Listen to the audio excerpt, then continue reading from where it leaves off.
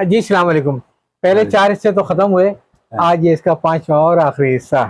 تو میں جسارت کا دوسرے دور میں دوسرا کامرس رپورٹر ہوں, اور پاکستان اسٹیل مل کی جو بلاسٹ فرنس کا افتتاح ہوا یہ سعید قادر نے کیا تھا اس زمانے میں, اس کو میں نے رپورٹ کیا. اور بہت سارے ای پی زون جو بنا اس کو ہم افتتاح ہوا, اس کو وہ کیا. اس طرح کے بہت سارے اس زمانے. تو یہ جسارت کا دور چلتا رہا.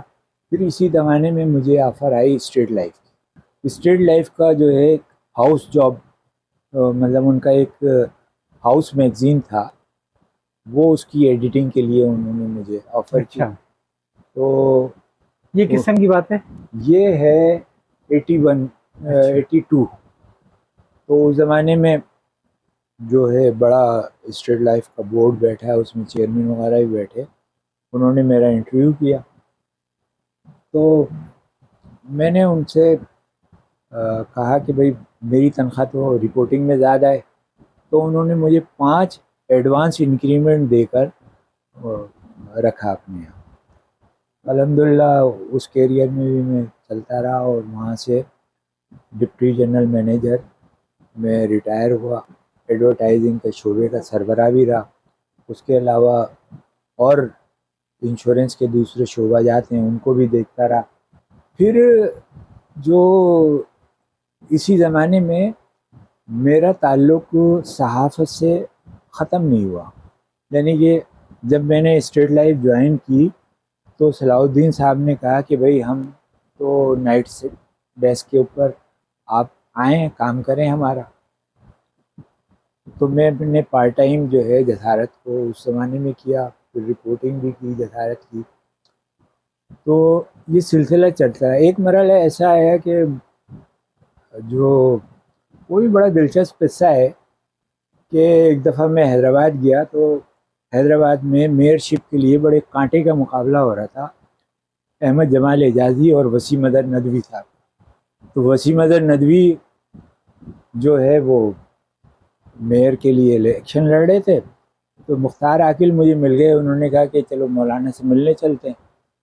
تو ہم مولانا سے ملنے گئے. انہوں نے ملاقات ہوئی, چائے وائے پی, بات چیت ہوئی.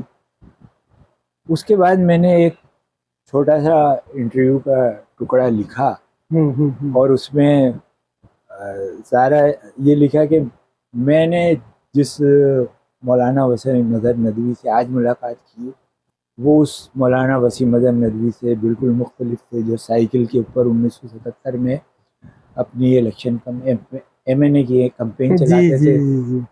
چوڑی دار وہ پجامے کے اوپر ایک ربڑ بینڈ چڑھا کے سائیکل چلاتے تھے. اور آج جو ہے ان کے ڈرائنگ روم جو ہے وہ قیمتی صوفے اور یہ قالین اور یہ وہ مولانا کو بہت برا لگا. لگنا بھی چاہیے تھا, اور لگنا بھی چاہیے تھا. اور سلمان فاروقی اس زمانے میں سیکرٹری بلدیات.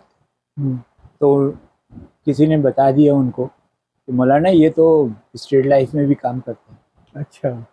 تو مولانا نے ایک خط لکھا انہیں آفیشیلی کہ یہ صاحب ہیں, انہوں نے یہ لکھا ہے اور یہ ہے اور وہ ہے, شکایتیں کی. وہ سلمان فاروقی نے ہمارے چیئرمین جعفری صاحب, ادا جعفری کے وہ دیور یا وہ ہیں. صحیح. تو وہ بڑے نستعلیق آدمی تھے جعفری صاحب, ان کے پاس بھجوا دیا. انہوں نے ایک ہمارے خلاف انکوائری شروع کروائی.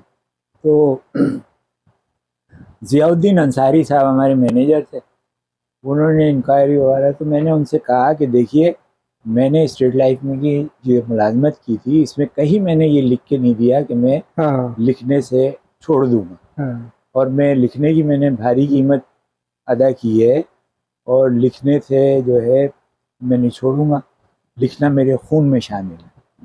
تو انہوں نے بھی رپورٹ کہ بھئی یہ تو بورن فری قسم کے لوگ ہوتے ہیں, صحافی ان کو تو رکھنا بڑا مشکل ہوتا ہے, اور کام کے آدمی ہیں, اگر آپ رکھنا چاہیں تو ان کو رکھیں. اور یہ تو یہ کہتے ہیں. تو یوں یہ قصہ اختتام کو پہنچا. ایک آپ کو دلچسپ بات یہ بھی بتاؤں کہ جب صلاح الدین صاحب کی جسارت سے علیحدگی ہو گئی جی جی جی جی جی ہاں تو انہوں نے تکبیر نکالا، جی اور تکبیر کا جو کراچی کا پہلا کرسپونڈنٹ تھا، کراچی کی جو ڈائری لکھتا تھا وہ میں لکھتا تھا، اچھا اچھا اچھا اور اس محمد خان کے نام سے لکھتا تھا۔ اچھا وہ زمانہ کا آپ کو یاد ہے دور؟ جا جا جا تو جا اس زمانے میں بڑی مطلب یعنی کہ میں نے ایک اسٹوری لکھی غلام سرور کے خلاف، اچھا پی پی آئی، ہاں ہاں جانتا ہوں ہاں، وہ ٹائٹل اسٹوری چھپی ہاں تکبیر میں، ہاں اور اس کے بعد اگلے دن میں جب پریس کلب سے وہاں میں کوئنز روڈ لالہ میں رہتا تھا، جب میں جا رہا تھا تو ایک گاڑی نے میری موٹر سائیکل کو ہٹ کرنے کی کوشش کی، تو وہ بچت ہو گئی، میری ایک انگلی ٹوٹی اور کچھ نہیں ہوا۔ اسی سے جڑا ہوا قصہ یہ ہے کہ الطاف حسین کو گرفتار ہو گئے گھگر پھاٹک میں، ہوں اور الطاف حسین ہمارے یونیورسٹی کے جو زمانے کے ساتھی ہیں، ہمارے دوست احمد سلیم صدیقی ہمارے کلاس فیلو تھے، وہ الطاف حسین کے پہلے امیدوار تھے ایم کیو ایم کے۔ تو الطاف حسین اکثر و بیشتر آرٹس لابی میں آتے تھے، گھنٹوں ہماری اس سے بحث ہوتی تھی کھڑے کھڑے، وہ پرانے کہہ کر، بہاؤ بھائی پرانے ناؤ، ہم خیر ان کو یاد ہوتے تھے نہیں ہوتے، تو بہرحال وہ اب ہوا یہ کہ وہ گھگر پھاٹک پہ پہلی ان کی گرفتاری ہوئی تھی 31 اکتوبر والے اس میں، اور وہ جب رہا ہو کر آئے تو کراچی پریس کلب میں میٹ دا پریس کا پروگرام ہوا، تو الطاف حسین آئے، وہاں پہ انہوں نے تقریر کی اور بات جب چائے کے اوپر ملاقات ہوئی تو انہوں نے بڑے اس سے، او بھائی پرانے کیا حال چال ہے، کیا ہو رہا ہے؟ میں نے کہا میں تکبیر میں لکھ رہا ہوں، اور تم مولانا کے ساتھ، اور مولانا یہ اور مولانا یہ اور ہمارے خلاف یہ، انہوں نے ایک ماحول بدل دیا اس نے۔ انہیں تھوڑی دیر خاموش رہا، پھر میں نے کہا کہ اسی تکبیر میں نے ایک ٹائٹل اسٹوری لکھی تھی غلام سرور ایوان کے خلاف، پی پی آئی۔ ارے تم نے لکھی تھی؟ او بڑی زبردست اسٹوری، دوبارہ خوش ہو گئے، گلے لگا لیا۔ یہ تھی ان کی وہ، اور یہی ہوا کہ ایک دفعہ وہ پروفیسر غفور کے یہاں پر آئے ہوئے تھے، ڈرائنگ روم میں پروفیسر غفور صاحب کے جو خاندان کے بچے تھے وہ الطاف بھائی سے آٹوگراف لے رہے تھے، اچھا اور ہم ایک کونے پہ کھڑے ہوئے تھے، میں اور ہمارا دوست اخلاق احمد۔ الطاف حسین اس زمانے میں سیاہ چشمہ لگانے لگے تھے، صحیح، تو اور بڑا ان کا پروٹوکول ہو گیا تھا، یعنی کہ اس تقریب میں آتے وقت انہوں نے پورے علاقے کو گھیر لیا تھا، اور بہت سارا، کیسی تکلیف تھی وہ پتہ نہیں کوئی شادی تھی یا کوئی تھی تھا، تو بہرحال اس میں وہ آئے تھے غفور صاحب کے ڈرائنگ روم میں، اور ڈرائنگ روم کا تھوڑا سا ہی تو فاصلہ ہوتا ہے، ہم کونے میں کھڑے ہوئے تھے، تو میں نے اپنے دوست سے اخلاق سے کہا کہ یار ملاقات کریں، اس نے کہا نہیں رک جاؤ، یہاں سے ہی گزرے گا، اگر یہ خود سے بات کرے تو کر لینا ورنہ نہیں۔ اور الطاف حسین ہمارے قریب سے گزر گئے، اور انہوں نے ذرا سا بھی، بڑے آدمی ہو چکے تھے، ہاں بڑے آدمی ہو چکے، یہ تو بہرحال جسارت کا زمانہ بھی گزارا، تکبیر کا زمانہ بھی گزارا، پھر ہے نا ریڈیو پاکستان میں اس میں بھی خبروں کا ترجمہ کرتے رہے، پی ٹی وی کے لیے بھی ترجمہ کیا۔ اچھا دیکھیے ایسا ہے تو بھائی کہ گفتگو تو جب تک جن سے بھی میری گفتگو ہوئی ہے یقین کریں کبھی بھی ختم نہیں ختم ہوتی، لیکن کہیں لکیر لگانی پڑتی ہے، اور ملاقات تو بعد میں ہوتی رہے گی۔ ایک شخصیت کا میں چاہوں گا کہ آپ اس کی یادیں شیئر کر لیں، سائنس ڈیز کے عزیز صاحب کا۔ وجہ یہ ہے کہ وہ بہت ہی ایک نفیس آدمی تھے، اور انتقال سے ذرا پہلے میں ان سے رابطے میں تھا، اور انہوں نے مجھے کئی دفعہ ٹائم دیا، لیکن پھر انہوں نے مجھے روک دیا کہ میری آنکھ کا زمانے کا آپریشن چل رہا تھا، کیونکہ وہ ابو جلال نانا کے جو تھے، جو تختی پہ لکھی زبان تھی موہنجوداڑو کی، اس پر وہ کچھ ایک کانفرنس وغیرہ کرنے والے تھے یہ، تو مجھے افسوس رہ گیا، صرف ان سے باتیں کرنی تھی یہ۔ آپ بتائیے ذرا 20 سال تک وہ بھائی جو ہے وہ میرے بڑے بھائی بھی تھے، میرے استاد بھی تھے، میرے اتالیق بھی تھے، اور ہمارا ایک عرصے تک معمول یہ تھا کہ ہم کراچی یونیورسٹی سے آتے جسارت، اور جسارت سے فارغ ہو کے جنگ کے دفتر میں آ جائے. اخبار جہاں کا جو فلور تھا اس پہ رضی بھائی کا کمرہ تھا, اور وہاں پہ سائنس جہان سائنس کے نام سے جنگ کا ایک صفحہ نکلتا ہے. تو رضی صاحب جو ہے ہمیں چھوٹی چھوٹی خبریں نکال کے دے دیتے تھے کہ بھائی اس کا ترجمہ کرو, اور ہم اس کا وہ دلچسپ سائنسی خبروں کے عنوان سے کبھی میرا لکھا ہوا, کبھی وجیح کا لکھا ہوا وہ چھپتا تھا. اور جب اس کام سے ہم فارغ ہو جاتے 7-8 بجے تو ہم نیچے اترتے, اور وہاں پھر رضی بھائی سے ہماری فرمائش شروع ہو جاتی, چائے پلائیں, یہ کھلائیں, وہ کھلائیں. تو رضی صاحب جو ہے ہمیں ہماری فرمائشیں ہی پوری کرتے. پھر یہ ہوا کہ رضی صاحب نے یہ مطلب PCSIR کے اندر ملازمت تھی ان کی, بہت اچھی ملازمت تھی, اور وہ اگر اس میں رہتے تو بہت ترقی کرتے.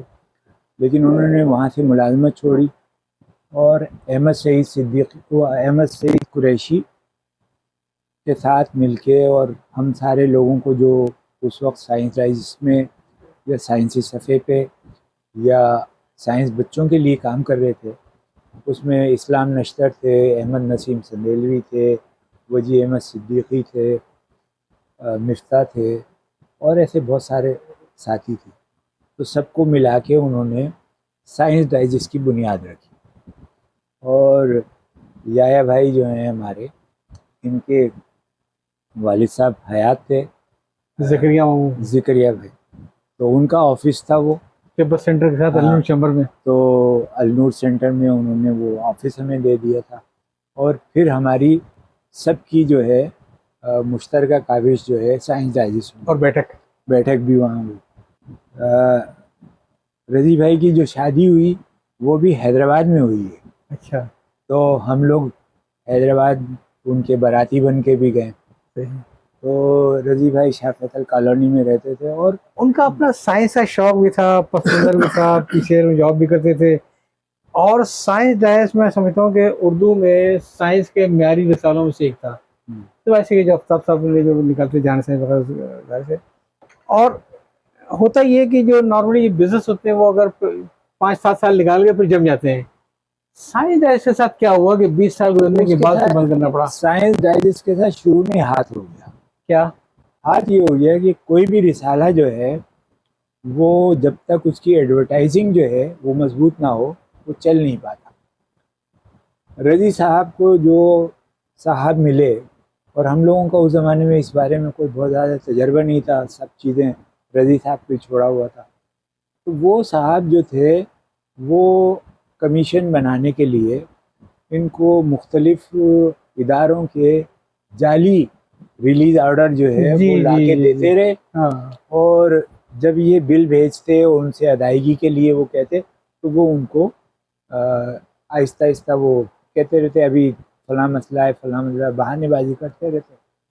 اور آپ نے پیسے وصول کر رہے ہیں. اس عرصے کے اندر 2 سال کا عرصہ گزر گیا.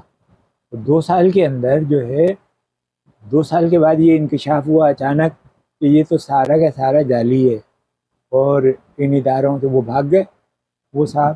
اور جب ان اداروں سے رابطہ کیا گیا تو پتہ چلا ان کو پتہ ہی نہیں ہے کہ یہ تو کوئی ریلیز آرڈر ہم نے دیا ہی نہیں تھا.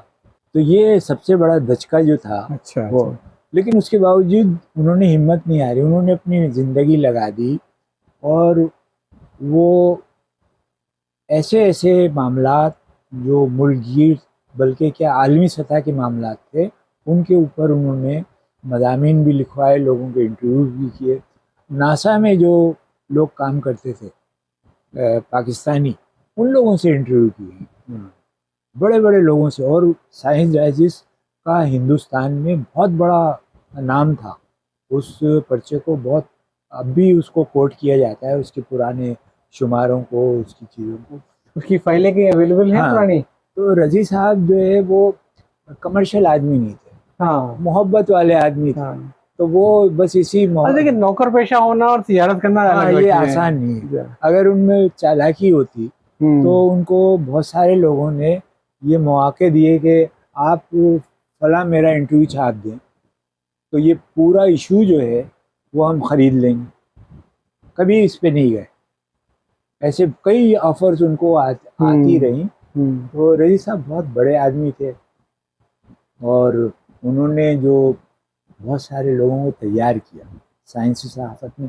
صرف سائنسی صحافت میں ہی نہیں بلکہ کردار کے لحاظ سے، اصول کے لحاظ سے، اخلاق کے لحاظ سے اس میں بھی انہوں نے بہت وہ کیا. آپ پاس کیا پرانے شمارے ہیں؟ جی میرے پاس کچھ 2-4 شمارے پڑے ہیں، بلکہ میں نے تو کبھی ریکارڈ نہیں رکھا اپنے مضامین کا بھی. تو جناب گفتگو تو بہت اچھی گئی اور آپ نے وعدہ کیا ہے کہ آپ انشاءاللہ ساتھ میں شریک گفتگو ہو گے کچھ اور لوگوں سے بھی جی اکیڈمی کے ساتھ مل کے کام کریں گے، ذکر کے ساتھ مل کے کام کریں گے تاکہ ہم لوگوں کو ریکارڈ بھی لا سکیں. تو کیا خیال ہے، پھر یاد لیے؟ بالکل. بہت بہت شکریہ. بہت شکریہ. جناب. بڑی خوشی ہوئی آپ کے